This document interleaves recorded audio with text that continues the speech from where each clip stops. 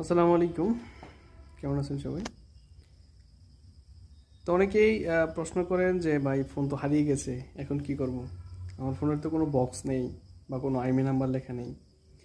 তো সেই ক্ষেত্রে আপনার ফোনটি হারানোর আগে আপনার অবশ্যই যে ফোনের আপনার বক্স বা কোনো জায়গায় আইএমইআই নাম্বার লেখা নাই, সেক্ষেত্রে আপনি অবশ্যই আইএমইআই নাম্বার ফোন থেকে বের করে আপনি সংরক্ষণ করে রাখতে পারেন। সেক্ষেত্রে আপনাকে অবশ্যই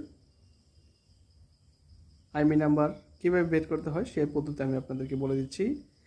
আপনার অ্যান্ড্রয়েড ফোনটিতে গিয়ে *#06# ডায়াল করবেন। আপনার 14 সংখ্যার আপনার আইএমইআই নাম্বার বের হয়ে যাবে, দুটি আইএমইআই নাম্বার। আপনি চাইলে ওই আইএমইআই নাম্বারগুলো আপনি সংরক্ষণ করে রাখতে পারেন।